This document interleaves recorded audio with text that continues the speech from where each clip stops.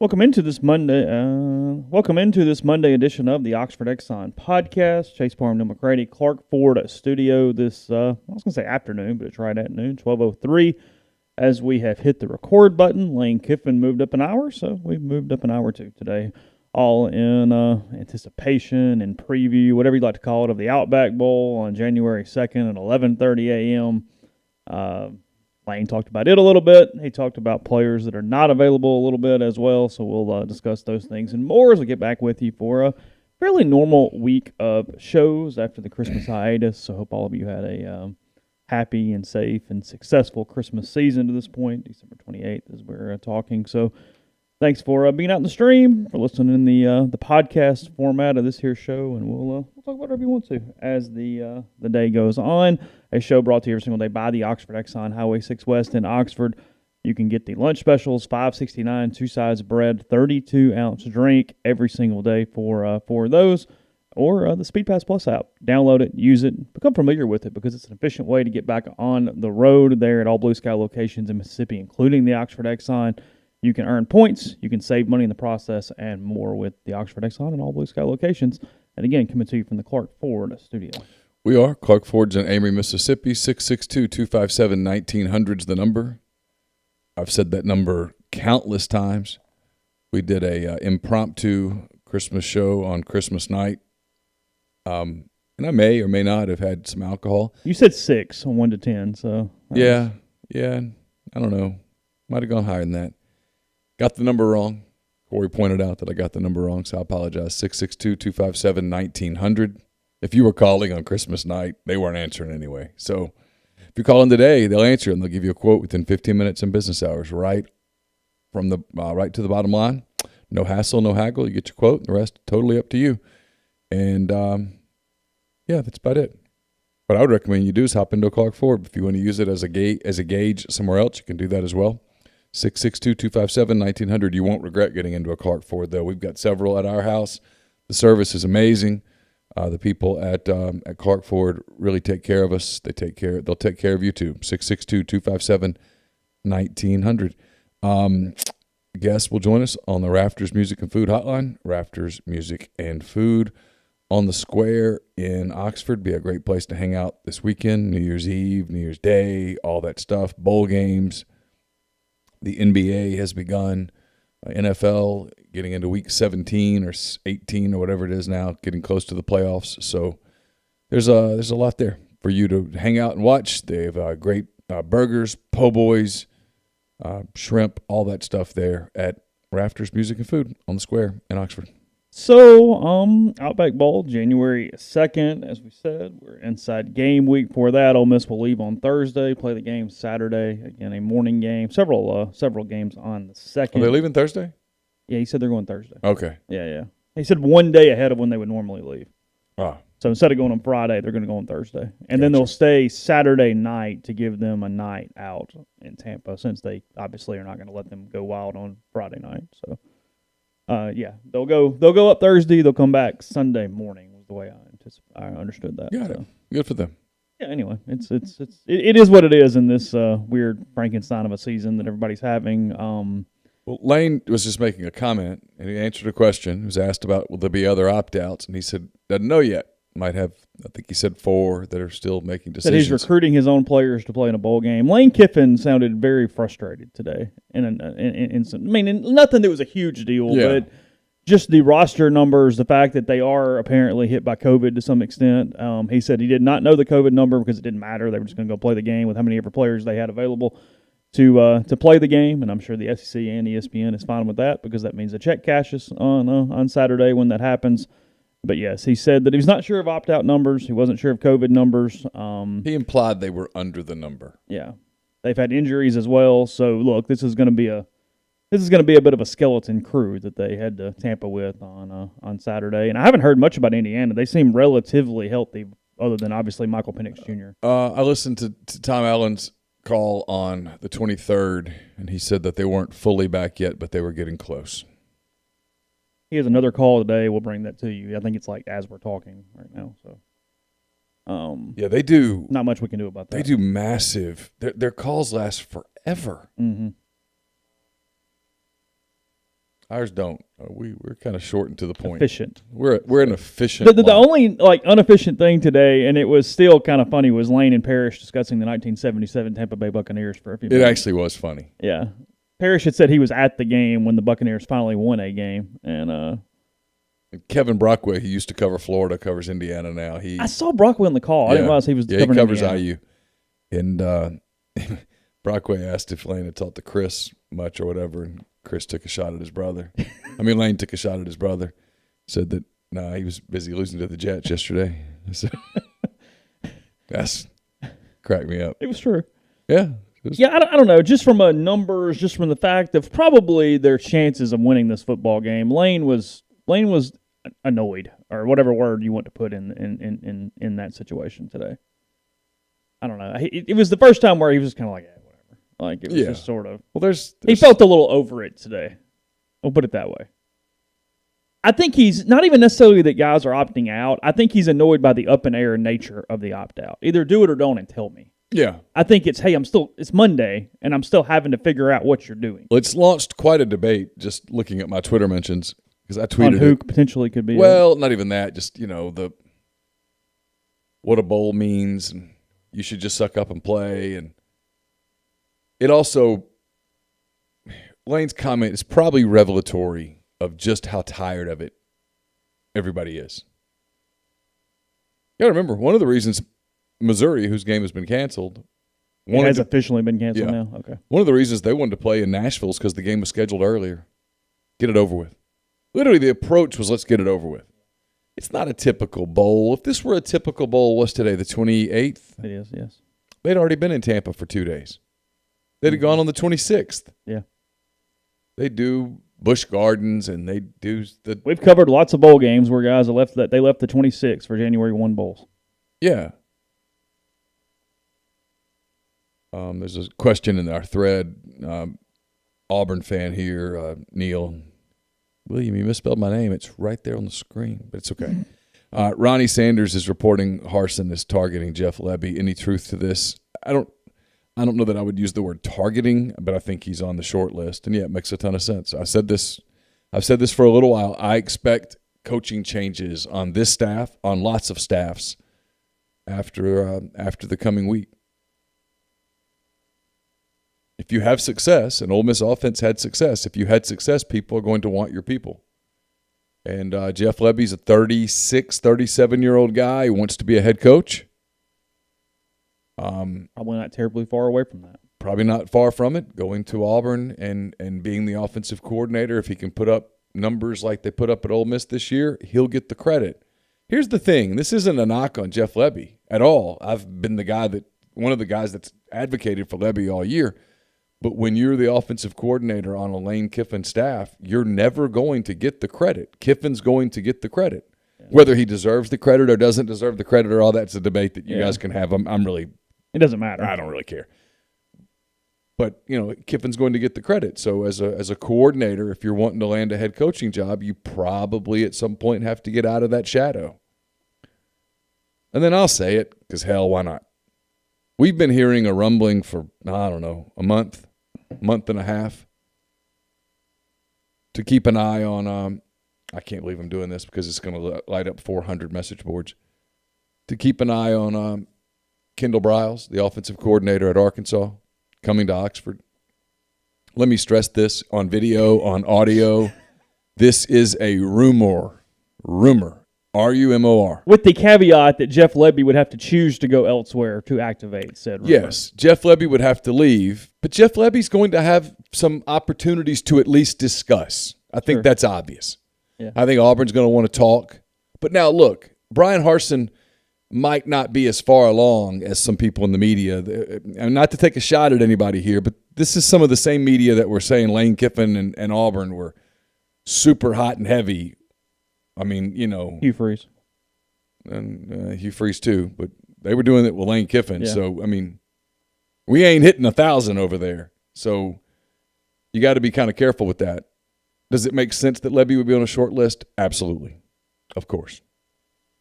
There's some rumblings that LSU might want to talk to Jeff Lebby. Makes sense. Now, does that mean Jeff Lebby wants to leave? No. Does that mean Jeff Lebby is the only guy those schools want to talk to? Nope. Mm-hmm. Nope. He's a dude on a list. He's on a list. And it makes sense. You're calling around and going, hey. You know. And Levy's gotten a lot of credit. He's a Broyles Award semifinalist this year. Of course. And, you know, it's. Of course. They set the record. It's really the damnedest thing from a record standpoint, from a win-loss record standpoint. They set the record for the most yards on average in SEC games in SEC history this year. Ole Miss did. They beat LSU's 2019 record from Joe Burrow last year. Now, the problem is that they only missed setting the defensive record for yards allowed in conference games on average by 0.4 yards. I think Tennessee in 2017 has that record, and Ole Miss came razor thin close to setting both records. Well, it's like most given up and most done. It's like I kept telling people I'd do these radio shows, and they'd say, what do you think is going to happen? I'm like, I know what's going to happen. I mean, we've seen the games now. They play the same game week after week. I said, Ole Miss is going to score a lot of points, and they're going to give up a lot of points. And they're going to get a bunch of yards, and they're going to give up a bunch of yards. And at some point, one stop either way is going to do this thing. That's what it's going to be. And with the one exception, that's what it was all year, basically. And that was Vanderbilt, and that was not Ole Miss's fault. Vanderbilt sucked, yeah. And even Vanderbilt got tons of yards. It's a good score. But, you know, I mean, but to finish answering your question, sure, it's possible. Yes, they are brothers-in-law. That's correct. Yeah. So, Levy and Brows. Yes. And also very close friends. Yeah. So, you know. There's no knives out here, guys. It's advancing careers. It's a big puzzle. Jeff Levy wants to be a head coach. Here's the one thing that this isn't knocking Ole Miss people. It's just got to understand where this is going. If they're successful, you're going to lose coaches. If you're never losing assistant coaches to promotions, you're not winning. Period. Nobody wants your dudes. You're not winning. Sign. Right? Yeah. It's the sign. Yeah. And if people do want your people, you're winning. And so then you got to go get the next good person. You get hung up on that stuff. Oh God, what does it mean? It means you're winning. Got to go get the next one. Think of all the coaches Nick Saban's lost at Alabama. God, it's a laundry list now. Once Kirby left, the defensive coordinator thing just rolling. You know what I mean? Yeah. I mean, his coaching tree looks like I don't even know. Yeah, Evan, because it would be a Rustin shirt. He says, would Neal wear a Rutgers shirt if I sent you one? Yeah, I'll wear a Rutgers shirt because, yeah, exactly. I'll wear a Rustin shirt all day. Go Bearcats. Yeah. Easily confused. Firmly founded. That is their thing? Firmly founded? Mm-hmm. It's the first part of the alma mater. Is it? Sometimes I'll sing the alma mater at the house. You know the whole alma mater? Oh, hell yeah. Do you really? Yeah, because at Ruston High School, I don't even know like the first 4 words. No, see, we had to do. They probably can't do all of this now because it's not politically correct. Okay. But on a road trip, as the bus pulled back into Ruston, you had to stand up, say the Lord's Prayer on the bus, and sing the alma mater before you could get off. Really? Yep. So you learned it. No kidding. I'll sing it. I'll sing it in the house sometimes. The kids are like, "Oh my God." I mean, we did the Lord's Prayer like before or after or whatever, but yeah, it's. Yep. Didn't know that. Mm-hmm. You know the fight song too? Yeah, a little bit. You could? Okay. I mean, I'd have to They copy somebody's? I mean, most high schools copy somebody's fight song. They copy anybody? No, I've never heard it anywhere else. Okay. It's not like Michigan's with the new words or anything? Or Oxford's where it's the Notre Dame one. Is it Notre Dame? Yeah. Okay. Because I'll sometimes at the Oxford games, I'll sing the Notre Dame words. That's funny. Just for fun. Yeah. Because sometimes I'm just entertaining myself. Yeah. Or trying to bother people. So who's been canceled? Missouri, Tennessee, South Carolina. Is that it? That's it so far. Okay. Give it a minute. Come back for Christmas. Yeah, it's going. See how the week unfolds in every way. That's the thing about Lane. I mean, there was no illusions of, no, we got through it okay. No, we just go what we got. I mean, he said he has 6 wide receivers on scholarship available for the game on Saturday. Yeah, he said that they haven't ruled out Jerry and Ely. Yeah. Said he hadn't done anything yet, though. He did not mention Braylon Sanders by name, but He mentioned Braylon in a way that gave you no indication he was going to play this weekend. He mentioned Braylon in a way without naming Braylon that would make me bet pretty significantly that Braylon You think when he talked about the next explosive receiver that they had on the roster after Elijah, that's who he was discussing potentially? Yeah, I think he made it very clear that the odds were stacked against Braylon playing. Okay. Yeah. He did and then we had another guy who was probably our best receiver. Well, I hate to say best, but our most explosive. It's like, well, Blaine, best is fair there. So I'll tell you all this story because you'll laugh and it's funny now. So the Sunday that after the LSU game, Kane Womack called me. I don't think Kane and I telling this story. Kane called and he goes, "It was this sucks for me." And I was like, "What do you mean?" And he's like, "Well, I mean, this is gonna be my last game, and I'm about to take a new job, and I got to go against the most explosive offense in the country." And I said, "Well, yes, but let me let you in on a few things here, Kane. I don't think I'm giving away trade secrets, but they got a bunch of dudes that aren't there anymore. And coaches, when they're locked in on their team, they don't. He's building a staff. Yeah, but he's doing a lot of stuff. Yeah, he was not keeping up with the Rebels at all. He did not watch Ole Miss LSU. No, prior to learning of, hey, that's who we're playing in the bowl game, and I mean he had found out and called me. He goes, "Hey, we're playing Ole Miss," and I said, "South Alabama." He goes, "No,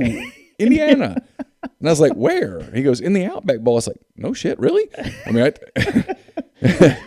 so we start talking, and he's like, "So these numbers?" I'm like, "Yeah, but you got to remember, Elijah Moore." Can you get his helmets, Indiana and South Alabama? I've been asking for them. Want both? I want both. Okay. I know.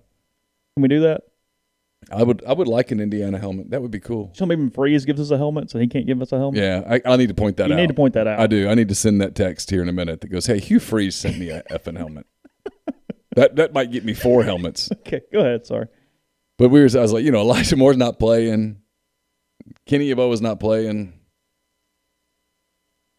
A lot of people aren't playing. I was like, I think Braylon Sanders isn't going to play. And I said, you might have to get ready for Ely. You might not. But that's a lot of offense. And you could hear a little, whew. That's a different team. I mean, still a lot to get ready for, but it's different. Yeah, for sure. It becomes a schematic issue more than oh, God, that dude issue. Yeah. Well, because your receivers it's Mingo, it's Drummond. I mean, congratulations to Elijah Moore, by the way, first team All-American. Yeah. I mean, when you're getting ready for a first team All-American wide receiver, you got your hands full for the day. You got some homework. Yeah.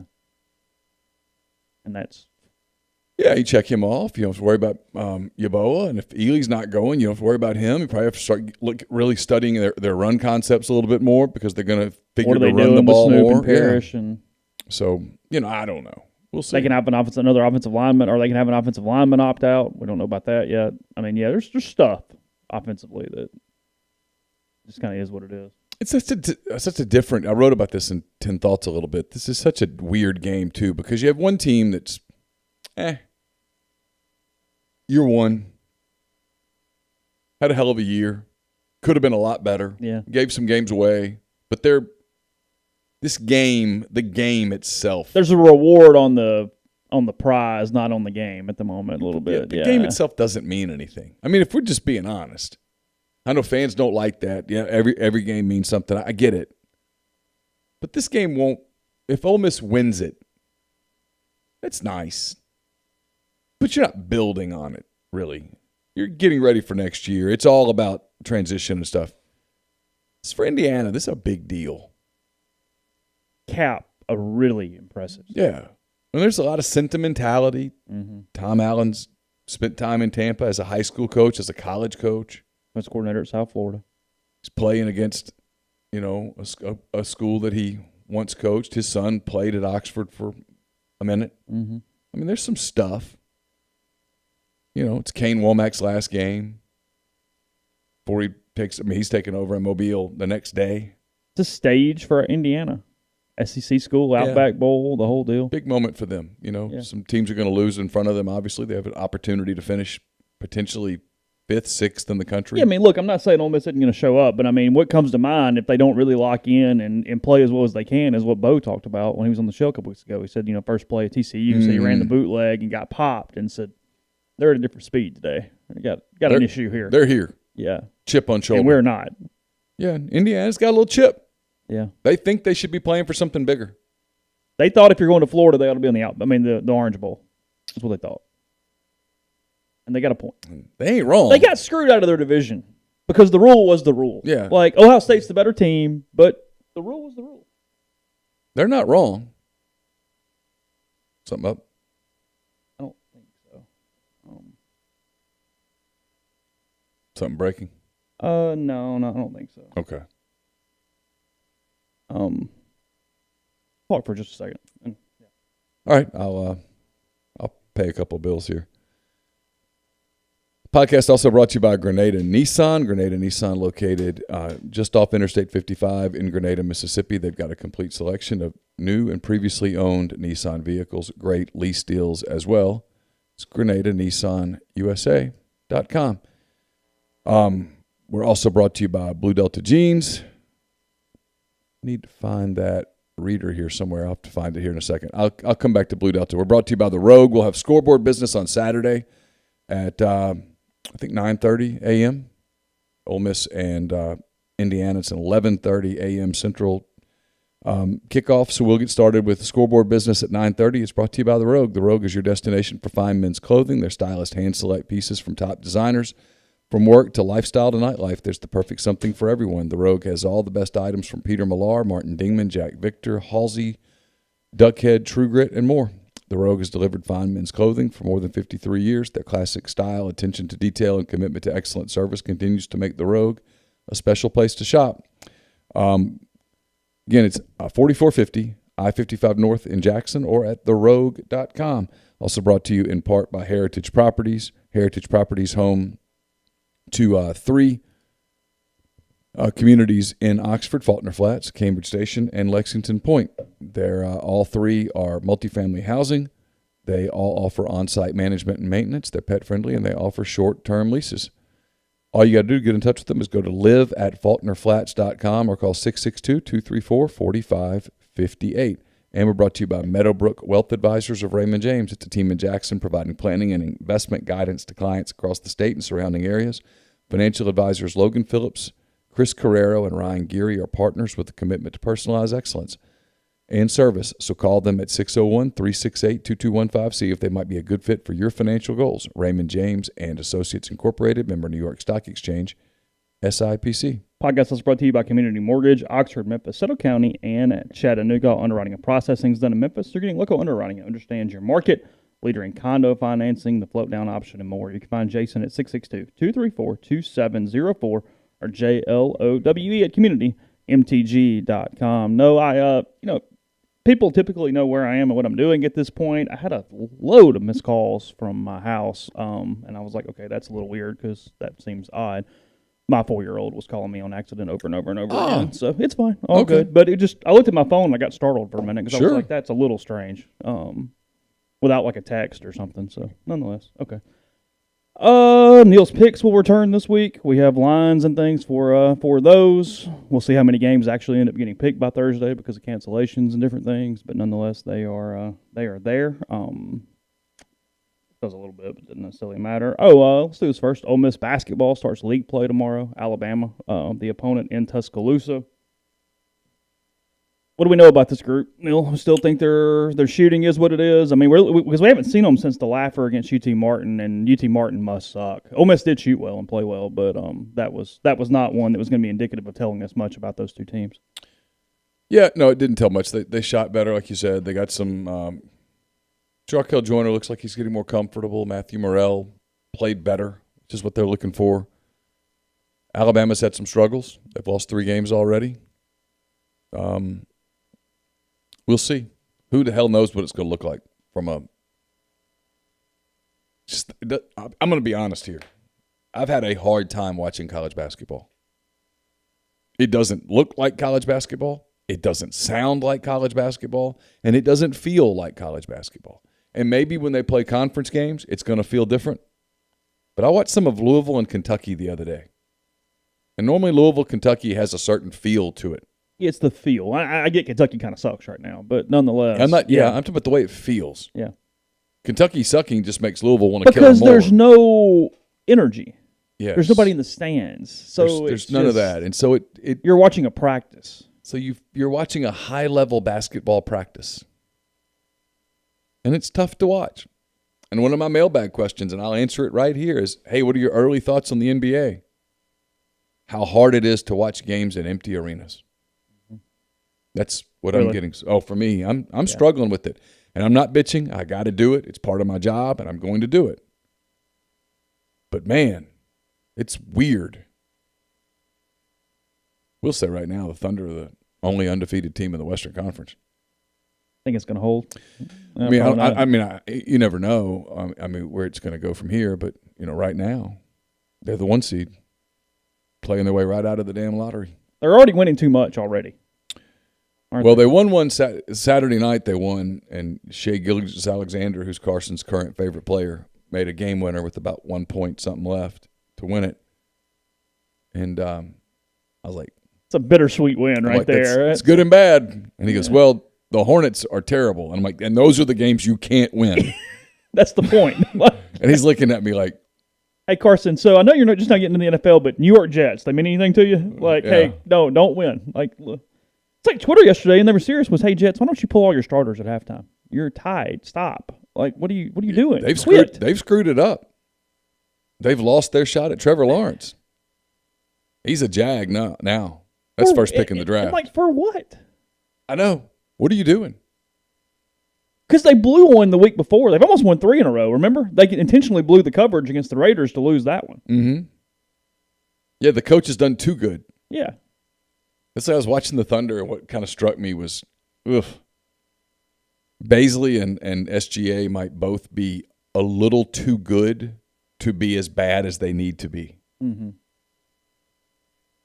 It's not a team that's going to – I don't know how many games they're playing, but it's not a team that's going to go 20-62. They're playing 72 games. Okay. No. They still could, but the Hornets might really – They have a veteran guard, George Hill, who's been in the league forever. Sure. George Hill doesn't suck. And he went for 17 the other night, and you're like, he's probably too good to be playing right now. And they've got Al Horford, and the Thunder, for whatever reason, have turned into this place for reclamation projects. And you're like, you don't need Al Horford to figure it all out right now and to become a really serviceable to good NBA big who's starting to get you double-doubles and stuff. It's like, dude, Al, you were brought here just for your contract. Don't try to live up to it. But if they get good, you got to move those people now. Like someone goes, George Hill's a walking, talking first-round pick. And I'm like, well, then he needs to be one here pretty quick. Oh, yeah. Because you're not supposed to go to Charlotte and win and get to the top of the lottery. Now, the good news is, and we'll get off the NBA, I swear. The good news is the Thunder own the Rockets' first-round pick no matter what. Yeah. And the Rockets just might be so combustible and bad that might end up being a lottery pick too. The Rockets? Oh, yeah. Really? Yeah. I guess especially in that conference where you can tumble quickly if – you can tumble fast. Yeah. But nonetheless, no, I have not watched a lot of college basketball. Frankly, I've watched Kentucky a few times other than Ole Miss. They're not good at all. Mm-hmm. They are so incohesive right now. Just a bunch of talented dudes, and they haven't had they don't have the dude. Right. Boston's not your typical Kentucky best player at all. They can't shoot a lick. No, and he's before the year, people were talking about him being a top 2 or 3 pick, and I'm like, I don't think so. I mean,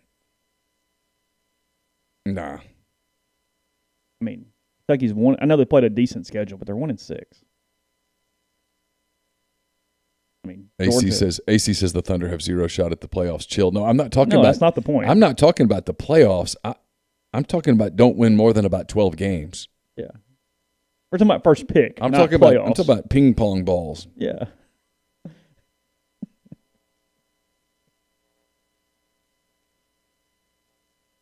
Calipari is very checked out. Might be the word. He's frustrated and he doesn't know what to do. It's the first time that he looks at the roster and goes, I don't know.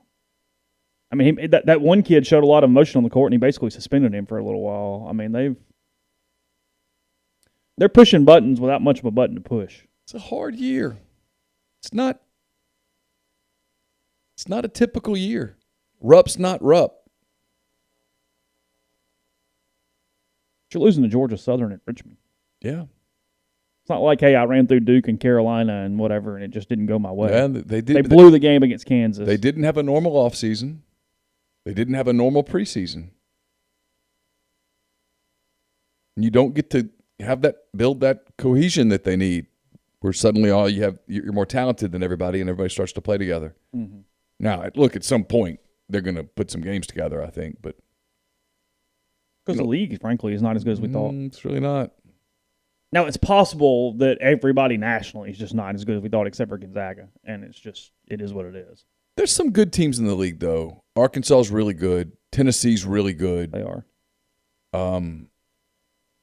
I still think Ole Miss has a chance to be really good. I know they lost at Dayton, and I get it. But, Dayton's pretty solid. Who's the other team? I mean, Auburn can't go to the tournament, so it doesn't matter. Alabama's disappointing. Florida, obviously. Georgia's better than we think. Georgia's significantly better. Now, I wonder if they've played anybody to where it matters. But they're better than we thought they would be. Carolina's not as good as we thought they would be. And they also haven't played. Yeah. They've been on COVID nonstop for a month. The two best teams so far, just watching them, are Arkansas and Tennessee. And yet with Arkansas, I question, have they really played anybody? Mm-hmm. But they look good. They look like one of his teams. Florida's obviously without their best player, and they've been okay. Yeah. So, Alabama to this point, they are. And Missouri's been. Mark points out that Missouri's been decent. Missouri's actually watched them against, I guess, was it Illinois? Okay.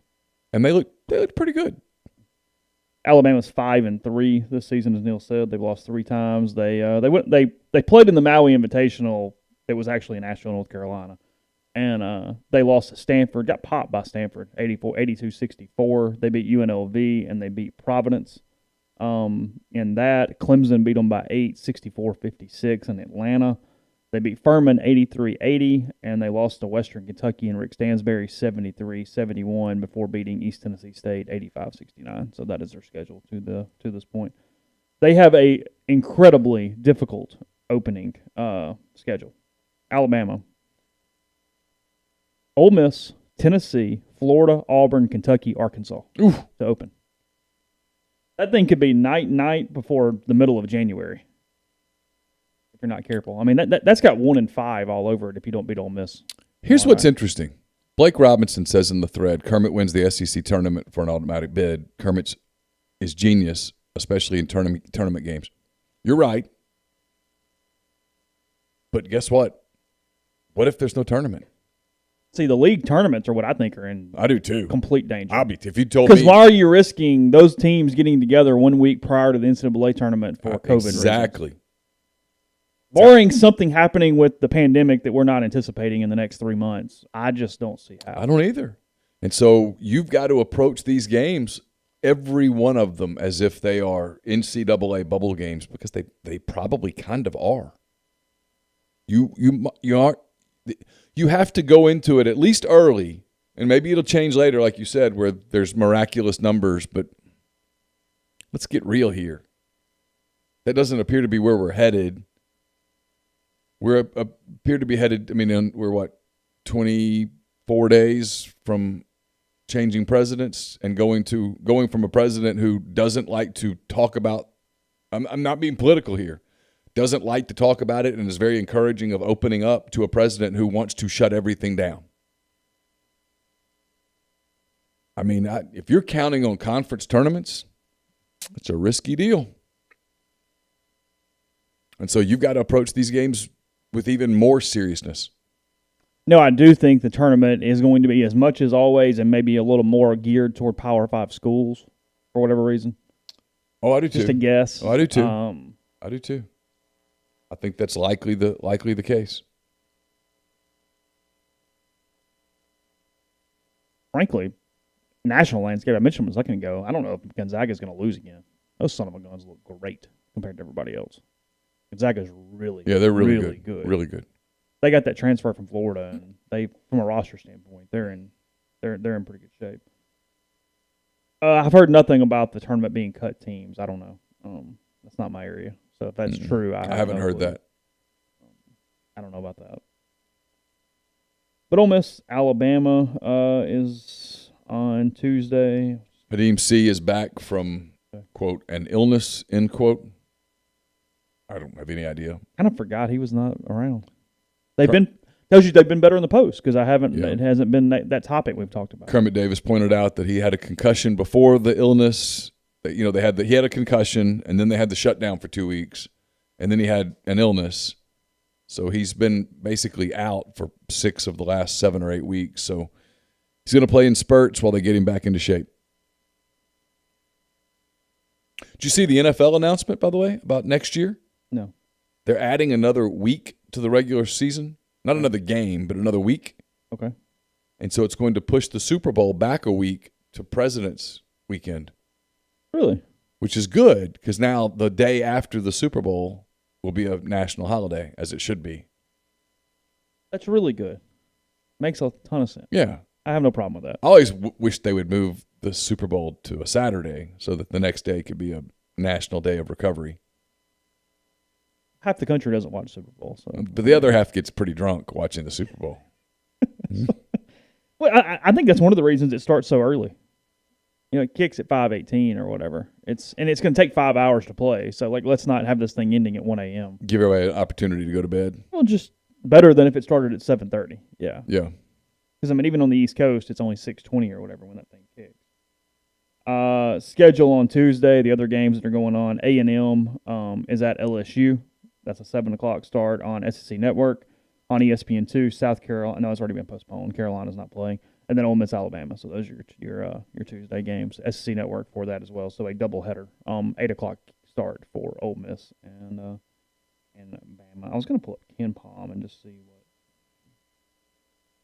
what they were saying about the Rebels because I guess there's just been enough games played to maybe have some idea. Ken Palm currently has Ole Miss number 32 nationally overall. Yeah, be a tournament team. They have Ole Miss's projected record 17-8 overall, 11-7 in the SEC. I'd get them in. Yeah, that would be in. I'd do it without even a doubt on the Who's final in front day. of them in the SEC? Let's see. The SEC. Let's do this. Hold on. The SEC.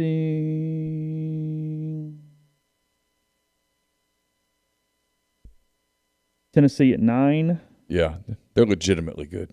Florida at 22. Okay. Ole Miss at 32. That's it. All right. Arkansas at 35. LSU at 36. Missouri at 39. Kentucky at 52. Bama at 55. Carolina at 64. Auburn at 65. A&M at 75. State at 80. Georgia at 85. Vanderbilt at 135. Okay. Yeah. So that is where they have. I forgot about LSU a little bit. Arkansas's deal is they haven't really played anybody strong. They've looked good. It's kind of what A&M's deal is too, because I think they're 5-1. But yeah. It's just kind of whatever. Let's see. Defensively, Ole Miss, number 1 scoring defense in the country. I was looking for a. Look, if they find scoring, they're going to be an elite SEC team. Now, that's a big if. They are 6th in adjusted efficiency defensively, nationally. Yeah. Ken Palm. No, they're 86th offensively, 6th defensively. They're an elite offensive team through 6 games, and they're an elite defensive team and a middling offensive team through 6 games. They're the number 3 team nationally in their ability to cause turnovers. Yes. At this point. And what they've got to do is play faster. Those turnovers have to turn into offense. They've got to roll. Kermit talked about that after the UT Martin game. I don't know a lot of advanced basketball stats. Ole Miss is number 1 nationally in non-steal turnovers. What is that? Shot clock violations. Throwing the ball away. Forcing a team to throw a ball out. Yeah. Okay. Havoc plays. Basically. Where it's not just stealing the basketball. Okay. Travel. Okay. That's not a turnover. Travel doesn't count as a turnover. Yeah, travel's a turnover, Yeah, but it's not a steal. You said okay. non-steals. Yeah, sorry. Yeah, I got you. Yeah. Okay. Yeah, because their steal percentage is 63 nationally, defensively, but everything else is just incredibly high. No, they bother people. They have a lot of length, a lot of size. Kermit's a great defensive coach with his traps. So there's a lot there. They've not played very big teams to this point, but they're number 3 nationally in 2-point field goal percentage defensively. Opponents are only scoring 37% of the time inside the 3-point line. Well, they've got rim protectors. Ken Palm is actually got them at 11-7. Actually, predicting a loss on Tuesday night to Alabama. Yeah. It is predicting a 72-71 Alabama win. They're giving Ole Miss a 49% chance at that game. What's the line on that game? I'll look at them in a second. Yeah, I don't know. too.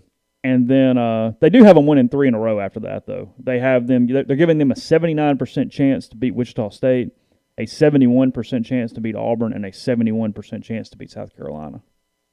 Following that. Yeah. I think they've got a really good shot to get off to a good start and for it to be a fun story. I'm looking for lines. For lines? Well, I've got lines. I'm pulling up a basketball line here for Ole Miss, Alabama. It may not be up yet. It's still tomorrow. Yeah, I don't see. Well, they've got it. Yeah, here it is. It's Ole Miss is a 1.5-point favorite. Oh, really? Mm-hmm. And the money lines are -110 for both teams. So take your pick. Yep. So it's a pick 'em. Good enough. Yeah. Podcast brought to you in part by Visit Oxford. Visit oxfordms.com is the website. Go there to see all the events happening on their calendar, as well as where to stay, where to eat, what to do, see, and more. Remember, if you're coming into town for New Year's Eve, take advantage of that. A lot of restaurants in town doing either set menus or their normal menus. You can look around. You can find the different options there and stay in hotels when you come in, whether it's one night or two. And the pro tip on that, call the hotel directly. You'll get some better rates. Maybe get some specials as well versus going through some of the different services available to book those hotel rooms. Call everybody locally for that. Also, the Cannon Motors Drive-In will continue throughout the month of January. You've got Shrek. You've got Animal House is going on. You've got Stomp the Yard, A Time to Kill, Indiana Jones, and more throughout the month of January. Again, visit oxfordms.com. Well, it picks up on Thursday. They're brought to you by the College Corner. It's your one-stop Rebel Shop. 2 locations in the Jackson area. In Ridgeland, it's next to Fleet Feet. In Flowood, it's next to Half Shell. If you don't live in Jackson, it's not a problem. You can go to collegecornerstore.com. Plus, you can visit them on Facebook and Instagram. It's College Corner in Jackson and College Corner Store. Dead Soxy, if you're looking for some post-Christmas deals, go to deadsoxy.com. You got a few days left on this. Enter promo code Rebel Grove and get 30% off your order there at deadsoxy.com. We're also brought to you by Pinnacle Trust. Pinnacle Trust is also home to the Pinnacle Trust 401k advisory services team. You can contact them, and they'll conduct a complimentary, no-obligation benchmarking and analysis of your current 401k plan. Mention that you heard about Pinnacle Trust on the Oxford Exxon Podcast. You'll get 10% off your first year's fees. And we're brought to you by John Edwards, Regency Travel Incorporated in Memphis. If you've been thinking about that big summer trip for the summer coming up, you're saying, hey, the vaccine's going to be widely distributed by then. We're going to get back to normal, and I'm going to enjoy the trip that we didn't get to take a year ago. Get in touch with John. There are deals to be had right now, this moment, that you can get that trip for a lot less than you will probably be able to book it in May or June. 901-494-3387 or jedwards@regencytravel.net. Just give him some parameters, give him a budget. He'll take care of the rest, and you'll be glad you did. First-time clients save $50 off their first booked trip just by telling John you heard about Regency Travel on the podcast. And we're also, as I mentioned earlier, we're brought to you by Blue Delta Jeans. I haven't gotten updated copy from Blake, but I can go ahead and tell you that Blue Delta Jeans would make a great Valentine's present. Get in touch with them at bluedeltajeans.com. Hop in their social media and set up a private fitting and get a gift that'll last a long time. That will be really special. You'll love it. We both have Blue Deltas. Love them as well. So bluedeltajeans.com. Let's see. On Wednesday night, if you are interested in college basketball, just from the SEC standpoint, big opportunity for Missouri. Like we mentioned, they are at home against Tennessee on Wednesday. So opening game there. Currently, the number 7, number 12 teams in the country: Mississippi State, Georgia, Arkansas, Auburn, and Florida Vanderbilt are your other games if you are looking for basketball to watch. From an SEC bowl standpoint, looks like most of what we're doing on Neal's picks this week. Mississippi State's a 2.5-point underdog to Tulsa this week. Sure, great. Bulldogs and Golden Hurricanes and What's your watchability 1 to 10 on Tulsa and Mississippi State? Ooh. 4? 3. High? 3. Okay. Arkansas plus 4.5 versus TCU. I mean, if I'm being real. Yeah, sure. About a 3. And that's just because you even sort of have a connection. I mean, it'll be on probably. Yeah. I doubt if I'm glued to it. Bowls can get me in late if they're kind of close, just because it's on TV and I'm good. Yeah, but that's but you're gonna have to. Yeah, They're gonna have to earn it. You have to turn me on somehow, some way. Yeah. Well, and the bowls to this point, other than Liberty and Coastal, have been frankly boring. There were no lead changes through like the first 6 bowl games. I forgot that was on. Yeah. Didn't watch a second. Pull one out of the fire. Saw that. Yeah. I was blessed. Field goals, blocked field goals. Blessings. Yeah. All good. Cincinnati and Georgia this week. It's a 6. Higher. It's a 6. Now, Georgia's got opt-outs everywhere. Cincinnati's going to have a chip. Yeah. Feels like a Bearcat win. Cincy's going to want this one. Yeah, and Georgia's going to have a hard time getting up to care. Yeah. I'm just going to be honest. Yeah. That's going to feel give me the 7 points. Oh, no question. I'll take the 7 and doubt. move on. Yeah. Auburn plus 3.5 versus Northwestern. I think I like Auburn here, just from a matchup standpoint. I think so too. But Northwestern's a good football team, but they are boring and they're kind of slow. Yeah, but are you really watching that on New Year's Day? And the answer is if you told me that I was on the Peloton at 11 a.m. and that game's on, okay, sure. Yeah. But is that appointment viewing? It is not. Not even. No. To this point, Cincinnati, Georgia is the only one I even have some curiosity It's the only one about. that I would even consider making appointment viewing. I'll go Auburn Northwestern at a 5 on the scale, I think. It's kind of in the middle. I'm good. I'll if it's there, I'll watch. And I'll give it a 4. Okay. Okay. Alabama minus 20 versus Notre Dame. You want to know where this is on the watchability scale? It's Yeah. about a 2. I know because you have no doubts on the I team know winning what's this going to football. happen, and why am I investing 4 hours of my time in that? Because here's the thing. Here's the thing. So yesterday was a really crappy day of NFL football. If I know what's happening, and I know I'm going to watch something that's entertaining. So I got sucked in. I was in here working. I was doing 10 Thoughts. Then I got on the Peloton, and I didn't really want to do a class. I just kind of wanted to ride. I ended up doing a class, but regardless, I kind of guilted myself into doing a class. But I got roped into a series of ESPN 30 for 30s about the 80s in NBA basketball, the Lakers, Celtics. Sure. I knew what was going to happen, but at least I was entertained. Holy hell, were those two teams good, by the way. Those two teams were legitimately good. Like, if they don't get in each other's way, they each win 5 titles. How did they end up going head-to-head? What was the record? Lakers won 2 and Celtics won 1. Okay. But they just drained each other. Yeah. And they hated each other. Yeah. As much as L.A. and Boston can. Yeah. Can do Well, that. and it was the race thing and the shoes and all the stuff. So did you have a point? Alabama's going to win the game, so. So why am I watching? Okay. It has to be within one score at what point for you to think the game can change and actually Notre Dame has a chance to win. Late third quarter. Late third. Okay. Yeah, so I think you're send right. me a text. Halftime at 7 points, you're still going, okay, right, great. If they're going to the fourth quarter and it's 20-17, please send me a text. It says, hey, by the way. Hey, you might want to turn it on. Yeah. But if it's 42-7,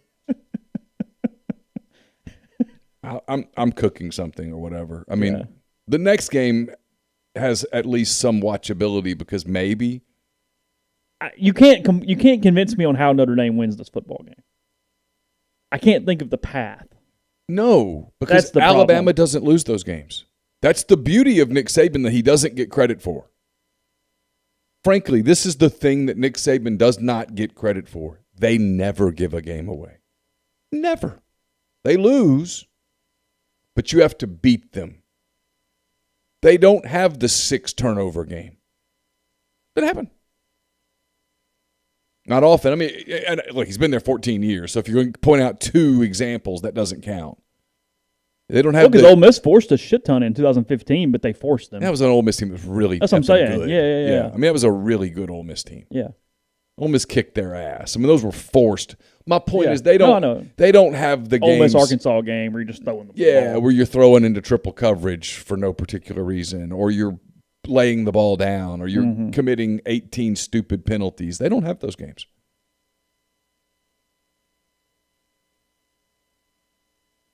Yeah. That game's going to be hard to watch. I mean, it's a 2 on a 1 to 10. Yeah.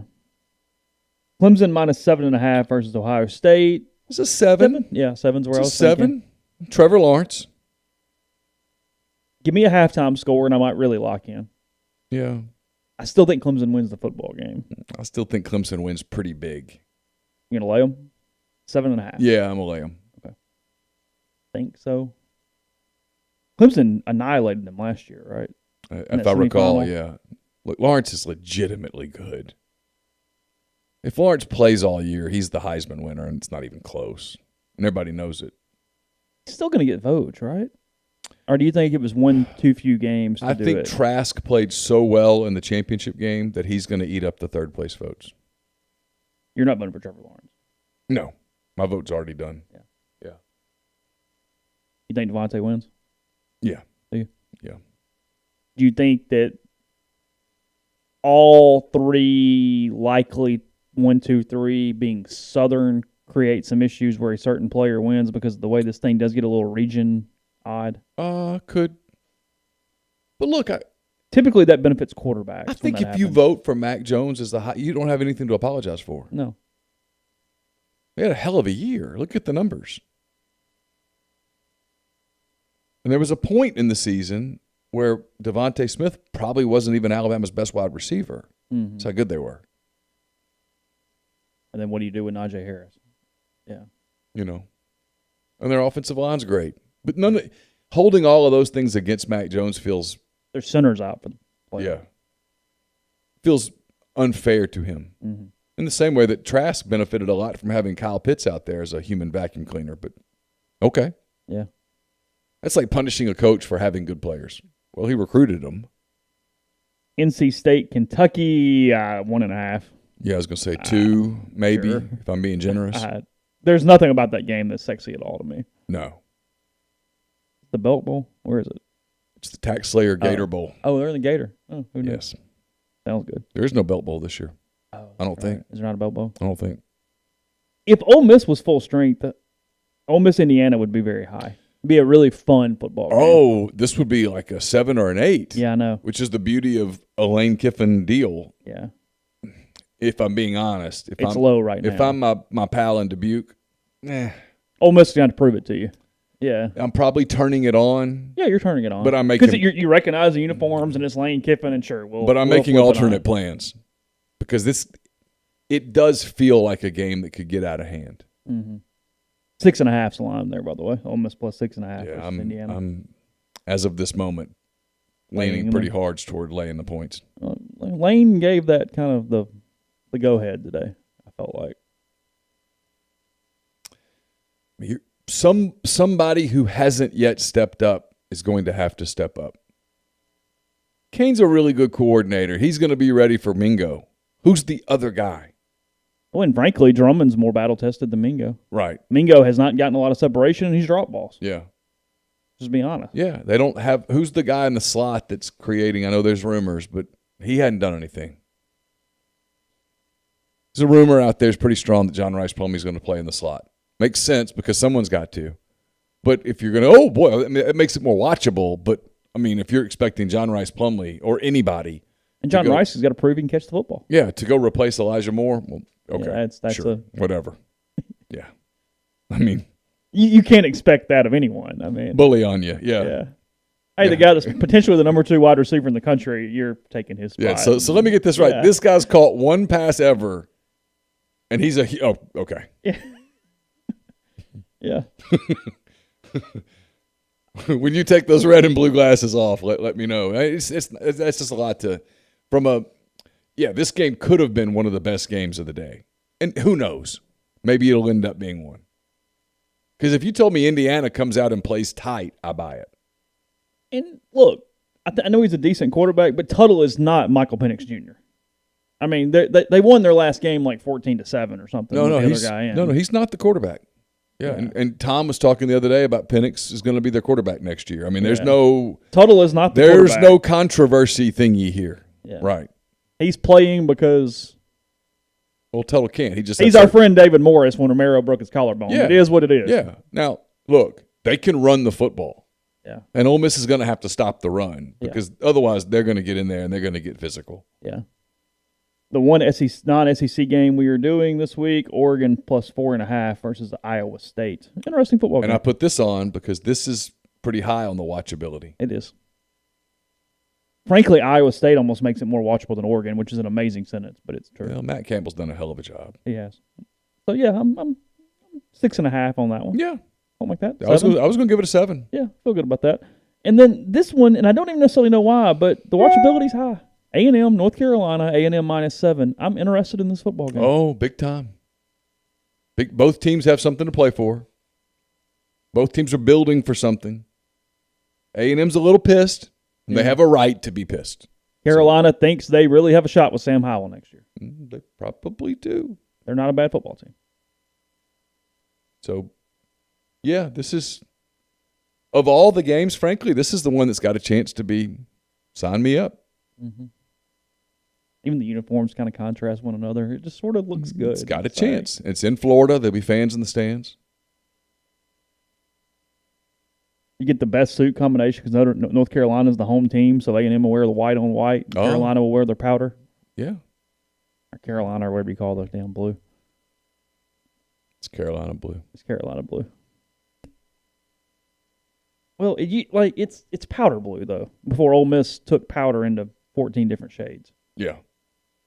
It's what we would traditionally know as powder blue. Maybe Ole Miss is trying to make it Ole Miss blue. It takes a while to get there. When it doesn't help when Nike calls it Italy blue. Yeah. That's one of the problems, too, is it already has a name. Because the national team of Italy and the San Diego Chargers, or LA Chargers, are the only huge news out of the NFL last night, by the way. Jared Goff breaks his thumb. So, really? Yeah, Goff breaks a thumb. Changes the Rams. I mean, that's. Did you see the I have no idea how long he's out. See the Washington football team news? They cut Haskins, right? Cut Dwayne Haskins. How about that? First round pick, that high up, and this quickly he's gone? And did something really stupid. So if you were even on the edge, that pushed you over the edge, it feels like. Tells you And with Alex Smith, frankly, not healthy. Tells you everything you needed to know about what they felt about him. There was no benefit of the doubt. Mm-mm. It pushed it the other way instead. Yep, 0. It wasn't where you get around the conference or the next thing. You go, but made a mistake. Good kid. Hey, look, guys. This dude. Yeah. This dude's baller. Yeah. Nope, they went, hey, he's a bust. Yeah. Mahomes could go to a club once and be all right the next day. Yeah. They found a way to make that happen. Yeah. Make that be all right. They'd figure out a way to spin it. Yeah. Well, he was there charitably. Giving money away. Yeah. What do you want to do? Hey. He was only there a minute. Jalen Waddle has resumed running on dry land, by the way. Just good for Jalen Waddle after Sure. that injury. So I don't think he's going to play, but I would hope not. yeah, I don't think that's the case. But he is progressing from an injury standpoint prior to this week. So Blake says run it down Indiana's throat all game, but that's the thing. Ole Miss hasn't been able to do that this year. They haven't been able to line up and run it down people's throats. They've scored on explosive plays. We'll see. They'll play. We'll watch. We'll talk about it. yeah, I don't see Indiana reminding me of Texas Tech in 08.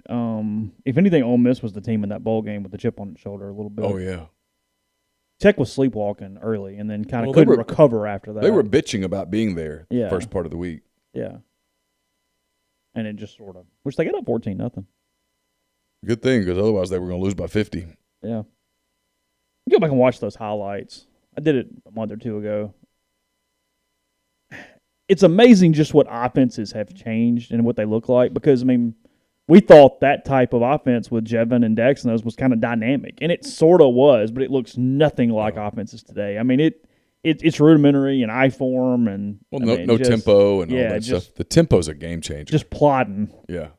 Tempo's a game changer.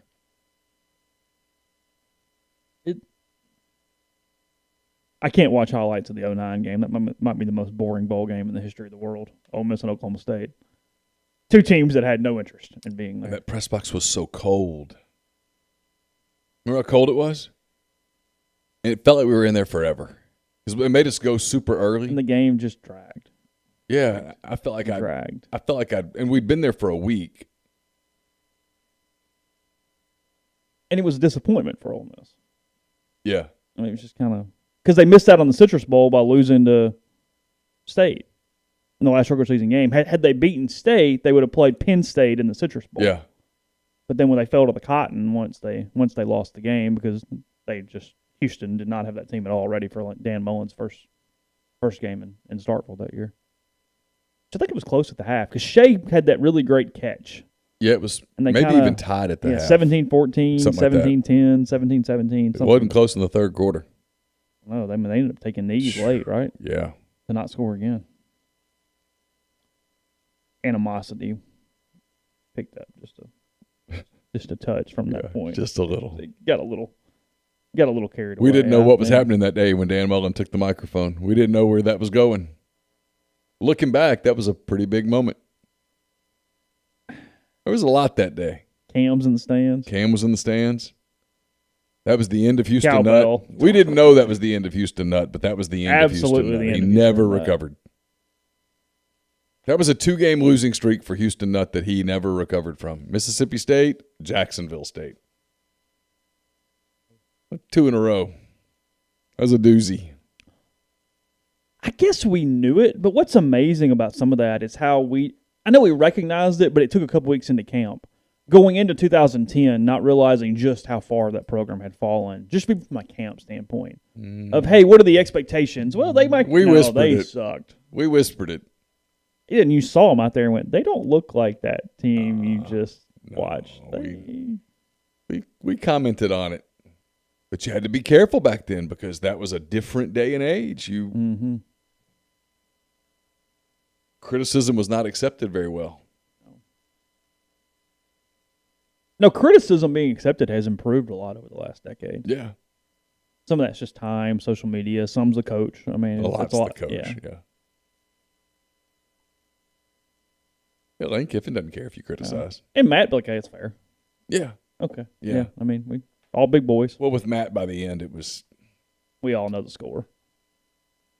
It was like, oh, you know where this is going. Is there ever a moment where you thought maybe it works? Matt? No. I wondered, because I didn't know exactly what it looked like. After that win over Texas Tech, you wondered, is there a middle? You know, the ceiling was low, but can you put some 7 and 5s together and do the hang around thing? Well, that's a good point. If there was ever a moment, it was that. Scotty looked good, first game of the season, the whole deal, and you go, hey. Maybe. Yeah, can you go 3 and 5 in the league? Can you win 3 or 4 non-cons? I just remember looking at them and thinking, at the end of the day, they just don't have enough talent. Yeah, they were so bad defensively. Frankly, that was an indictment on what Texas Tech looked like because they sucked. Yeah. Well, and as that season progressed, and you saw that Texas Tech wasn't all that in a bag of chips, you're like, Podcast brought to you in part by Tyson Drug and G&M Pharmacy, 662-236-2222. You can get your immune support med packs at both locations. Pharmacists develop combinations of vitamins and supplements designed to boost your immune system and lung health. Vitamin Day supply of vitamin C, zinc, NAC, probiotic, and vitamin D3 that deliver locally in the Oxford area.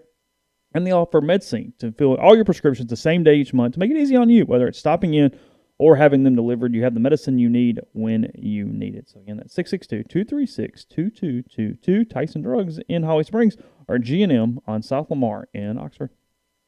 Ben points out that there was an Oklahoma State game between those 2 games, so I corrected it to. It was a really 2 out of 3. It was a really bad 2-game regular season losing streak. And the Oklahoma State game was basically a loss, even though they won 21-7. I mean, it was Dex got loose a couple times, and that was pretty much that football game. 2 teams that did not want to be there at all. Neither team wanted to be there. Who was that big offensive tackle for Oklahoma State? Was it Okung? Was that his name or something like that? No, that was the Sugar Bowl. No, Russell Okung. Yeah. You're not thinking about the defensive tackle. No. Because I asked him something about playing in the stadium or whatever, and he was like, I don't want to be here. Oh, really? Yeah, he was just like, we're just playing out the string just here? getting to the end. Really? That was before opt-outs. He would have opted out. Oh, I didn't know that. Yeah. Yeah, He made no bones about it. Yeah, he was first team All Big 12 tackle in 09. Yeah, Russell Okung. Yeah. Yeah. Nice guy. We had a nice conversation, but when I asked the question, he was honest God, with they the played answer. Oklahoma State a lot. 03, 09, 15. Yeah. We're also brought to you by Oxford University Bank, OUB, locally owned and operated right here in Oxford. When you deposit money at OUB, that money and the vast majority of the bank's profits go right back into the Oxford community. OUB gives you the comfort of home, all the benefits the big mega banks provide, all the technology and products you can want, all with the personal touch. When you call OUB, you get a live person. There's no 10 buttons to push, no 5 minutes to wait. It's Live Oxford, bankoxford.com, or call 662-234-6668. OUB is FDIC insured. I'll have a mailbag up on Wednesday. It's brought to you by Whitney McNutt of Tommy Morgan Incorporated Realtors, serving you for all your real estate needs in Oxford and Tupelo. Whitney sells condos, land, commercial, and residential family homes. And you can reach her at 662-567-2573 or 662-842-3844. And we're brought to you by Bain, Moss, and Bowen, located in downtown Corinth, Mississippi. Their firm practices a wider range of law, from DUI defense to car wrecks to representing government entities. Bain, Moss, and Bowen's the only firm in the state made up of a sitting state legislator, a former assistant district attorney, and a former circuit judge. Their experience is unmatched in that regard, and you can tap into it by visiting them at 618 East Waldron Street in Corinth, or by calling them at 662-287-1620. Yeah, the thing that would never happen now, I'm reading Russell Okung's Twitter Wikipedia page. Despite tweaking his knee in practice that week, Okung played in the 2010 Cotton Bowl Classic to end his career. Not a chance in hell now. Ended his career at Oklahoma State with 47 straight starts, named the Big 12 Offensive Lineman of the Year, and finished as a finalist for the Outland Trophy. He's a hell of a player. Sue won the Outland Trophy that year. Another hell of a player. Yeah, it's all good there. So, how was your Christmas? Hung around. It was fine. It just never felt like Christmas. Like, it was cool. I Really? had a good time. But, yeah, I don't know if it's pandemic. I don't know if it's mindset or what. Like, it's good to see people. But, yeah, I don't know. Like, Carly Ann is just getting to the age that's fun. That is the one thing. I mean, she's 4 turning 5. Oh, yeah. So you're getting into the really, really excited kind of Christmas understanding thing. So that was good. I mean, that was by far the best part. So yeah, it was all right. What'd you cook? Did the tenderloin. How'd you do it? How'd it turn out? Worked out well. Ended up moving locations, so ended up not doing it on the egg. Did it from a sear in a cast iron skillet and then in the oven to roast, but turned out perfectly. There was no issues there whatsoever. Pretty basic. Just did some salt, pepper, and garlic. Nothing crazy. Because that's the one thing with that tenderloin. You can overpower it quickly if you get too carried away with any flavor at all. Some twice baked potatoes, some vegetables, that kind of thing. Yeah, it was good. I was, for the 2 holidays, the turkey and then the tenderloin, everything worked out pretty well for those 2. I did have a buddy that had told me beforehand and sent me photos. He did he did some prime rib that looked awesome. So that might be the move next year. Just switch it up a little bit and doing something a little different. The kids have informed me that they want to do something different, and I'm fine with that. This was the first year that I felt like I really got the beef tenderloin right. Oh, really? What had you been messing up with it? Well, I just did some different things. I did it totally different than I've ever done it. I did the salt brine for almost a day and a half. Okay. The day before. Sure. Difference maker. Just dry salt, uncovered in the refrigerator. Okay. I got the a lot. Yeah. Okay. I mean, not where it was coated, but yeah. Okay.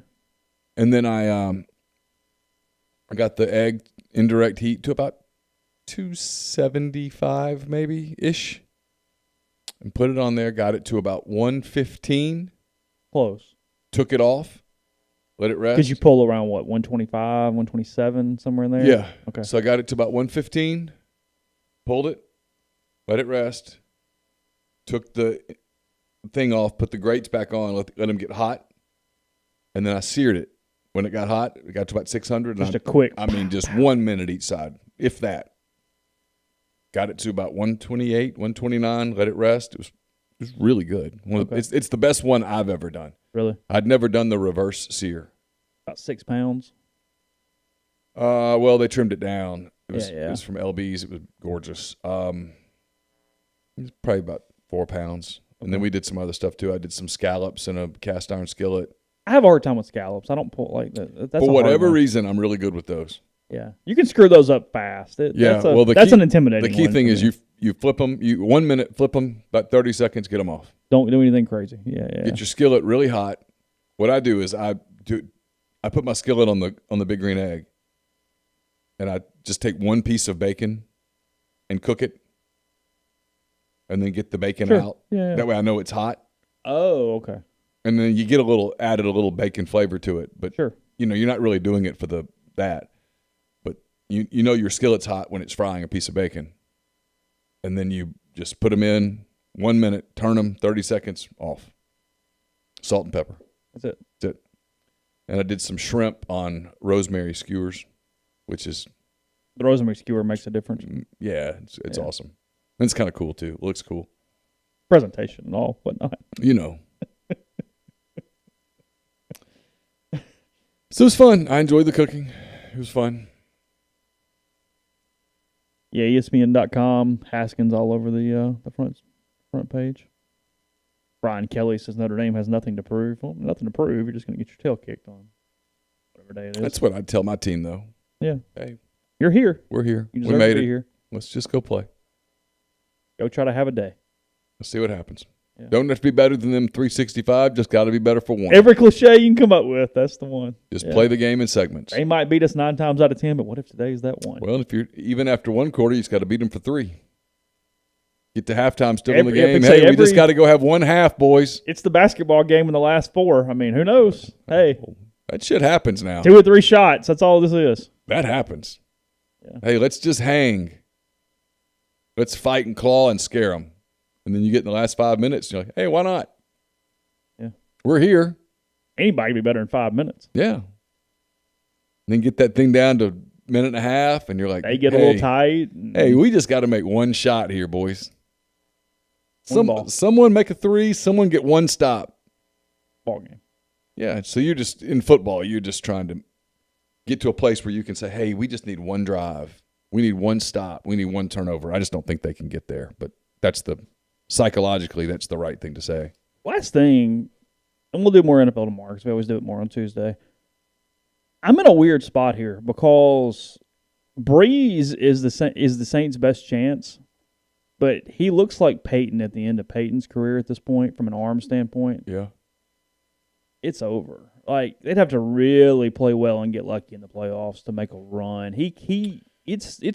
So they're on path for the 2 seed. They'd probably get the Bears in the first game. They'd get whoever falls out of that 7, yeah. And Who do the Bears get next week? Because I think if the Bears win, they're in. They play the Packers next week. Because I was focused on that before the 1 seed got clinched for Green Bay. And they've clinched it, right? They have, yes.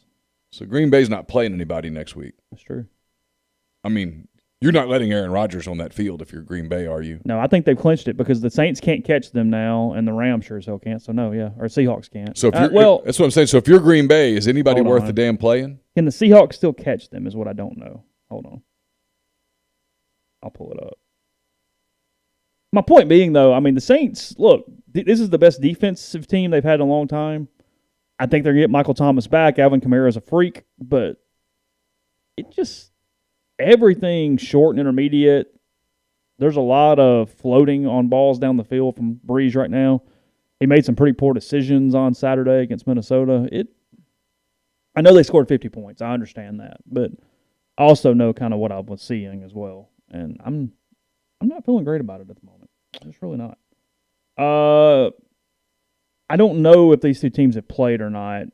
Technically, the Packers are only 1 game up on the Saints and the Seahawks, but the Saints can't catch them because the Packers have beaten the Saints.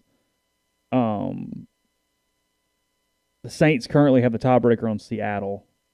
Seattle would be the 3 as of right now. I'm pulling it up to see if those two teams have played. And they have not. So I have no clue what tiebreakers would look like between those two teams. So Seattle could still technically be the 1. Okay. I mean, barring what I know, I don't know. I'm not sure. Because if you're the Bears, you're certainly hoping that Green Bay just says, out of hell with it. Here's a freebie. Well, Seattle has 2 losses against the NFC and 2 losses against the AFC. Okay.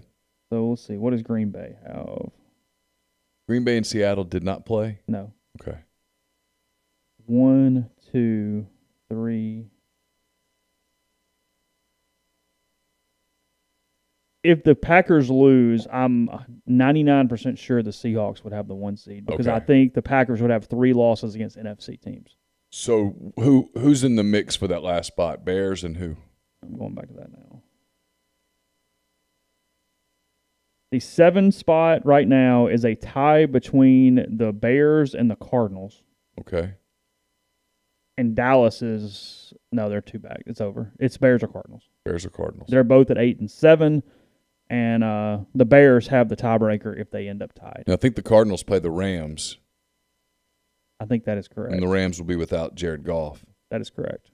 So, pretty good shot for the Cardinals. It's an interesting deal 7s. there. Yeah. That's an interesting deal as that thing finishes. Because I think the Packers do have to play, best I can tell. The Saints, though, have the best. They have the tiebreaker over Seattle based on conference games at this point. So, Bears looked the part last couple of weeks. Too little, too late, but that supposedly they're going to give Trubisky a new deal where all the money's in the first year. Oh, really? And just get it over with. Okay. And then where they can cut him. Yeah, makes sense. NFC East is still up for grabs. Washington's at 6 and 9. Dallas is at 6 and 9, and the Giants are at 5 and 10. So there's your. The Giants NFC are a East. bad football team. There's your NFC East playoff picture. Phew. And I have no idea what.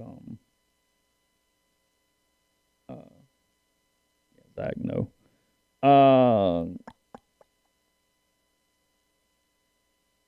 Washington has head-to-head win percentage over the Cowboys. No clue how that factors into the Giants. Saints play the Panthers on Sunday. All right.